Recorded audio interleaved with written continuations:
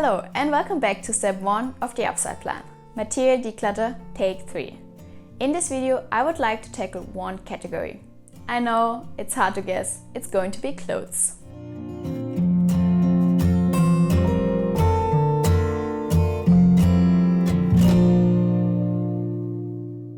If this is the first video you're watching, I would highly recommend to first check out my other 2 videos on decluttering. 4 reasons why you should do this and tips and tricks before you get into it. Let's start this video with a short recap from my last video. First, please only do one category at a time. Secondly, if you decide for one category, pile everything, literally everything you have, up. Third, only keep what really sparks joy to you.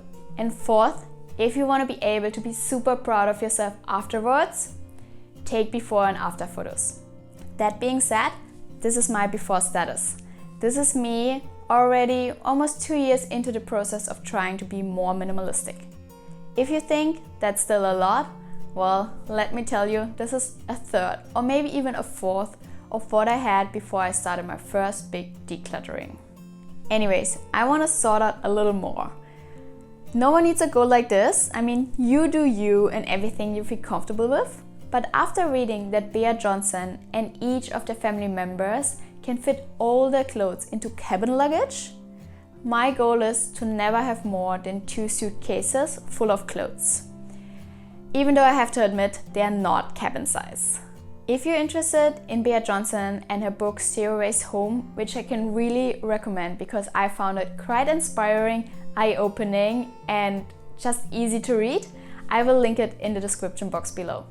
So I decided to bring you along when I declutter my clothes. I know it's cliche, but why not do it if I anyways wanted to do it, right? So pieces I personally struggle with when I sort out clothes are kind of 2 categories.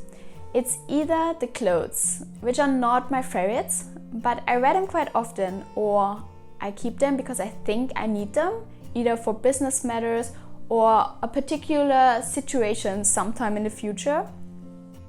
And the opposite, clothes I really love, but I hardly wear them, if I even wear them. So if you face the same situation, there are 3 possibilities you can even combine.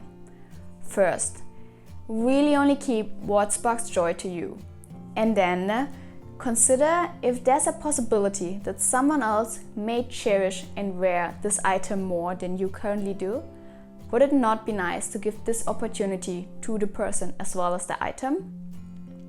And third, if you can't decide in that particular moment, just put it away somewhere for a certain period if you haven't touched or worn this item until the deadline, part from it.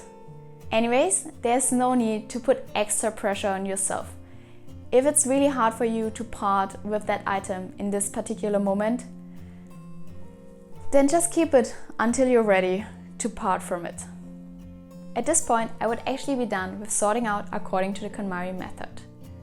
But I decided to try to create a capsule wardrobe according to the Project 333 from Courtney Cover.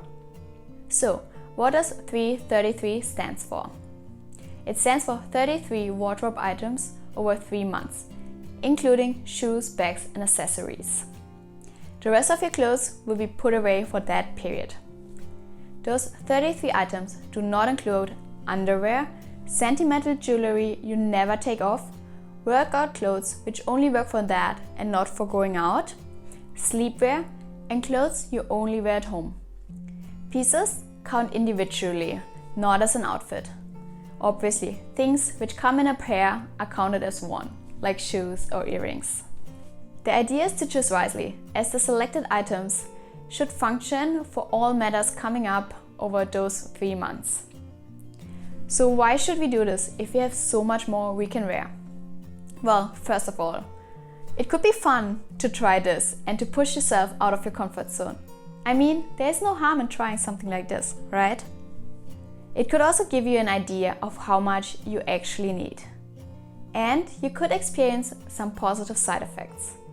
On Courtney's page, there's one sentence written I really like, which says, you can remove a significant amount of stress by simply reducing the number of items in your closet.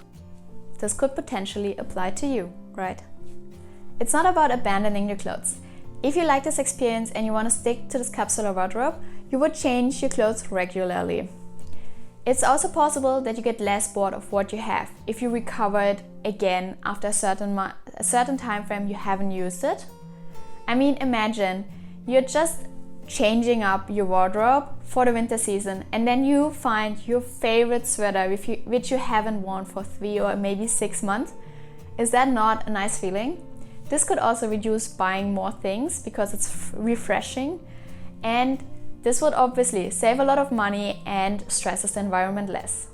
And please, don't worry, people generally don't pay as much attention on your clothes as you would probably do. So these are my 33 items, including what I was wearing and a necklace I couldn't find. I actually thought it would be easier than it was when I selected those items, because I just came back from 4 months in Taiwan for a semester abroad, and I actually only traveled there with cabin luggage. So at the peak, I think I had like 35 items, including sleepwear and sports clothes, because I didn't try to buy much new things, just what I really needed and didn't have with me. So I thought it would be easier. It wasn't. I think probably because I already didn't have those items for 4 months, which I wear away. So I recorded a lot of things and I really liked them, so I had to choose. Also, I'm about to start my master thesis with a company next week, and even though they said there's no dress code, I'm not really sure what to wear. So I selected some items which I might exchange within this first week of trying this project.